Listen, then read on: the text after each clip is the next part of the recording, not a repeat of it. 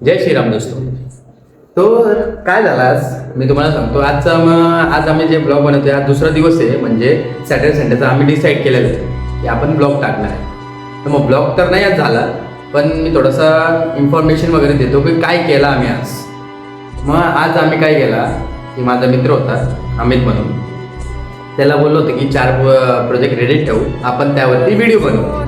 हां, आता आज पॉसिबल झाला नाही, ॲक्च्युली लई क्लायंट होते त्याच्याकडं, मग ते बनवता आलं नाही आम्हाला व्हिडिओ. तर मी त्याला बोललो की आम्ही ठीक है, तू अभी हमारा तो वीडियो तो हुआ नहीं, तो हम क्या कर सकते हैं अभी. तर मला एक आइडिया आली कि मैं एक काम करता हूँ, मैं क्लाइंट बन जाता हूँ, हम दोनों क्लाइंट बने, फिर हम क्लाइंट बन के एक प्रोजेक्ट पे जाते हैं और कुछ नया चीज़ सीखते हैं.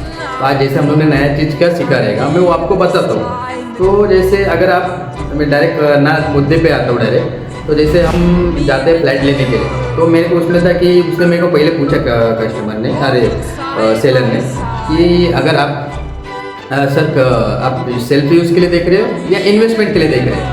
तो मैंने बोला इन्वेस्टमेंट के लिए. तो उन्होंने उस हिसाब से मेरे को बताया और इन्फॉर्मेशन दिया.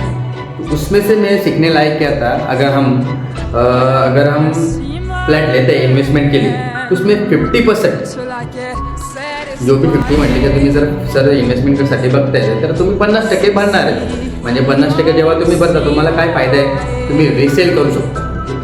आत्ता जे तुम्ही मार्केटमध्ये पैसे घेताय, तुम्ही सपोज 1 करोडला तुम्ही घेतलंय फ्लॅट, मग आत्ताचा जे रेट चालू आहे, त्या मार्केट प्राईस चालू आहे, त्या प्राईसमध्ये तुम्ही घेणार. पण तुम्ही 3 वर्षानंतर तुम्ही 50% भरले, या 2 वर्षात तुमचं 50% भरणं होतं आहे, मग तेव्हा तुम्ही रिसेल करताय फ्लॅट, मग त्या रेटमध्ये तुम्ही विकू शकता. मग हे काय झालं, आपला प्रॉफिटच. मी हे आज आम्ही ते शिकलो. मी ते थोडा मुद्दा म्हणजे भरपूर शिकलो, पण हे मला थोडं वाटलं हायलाईट करावं. मी पिन करू शकता, कमेंट करू शकता, फॉलो करा, सब्सक्राइब करा, बेल आइकॉन दबा दिए और एकदा म्हणा जय श्रीराम.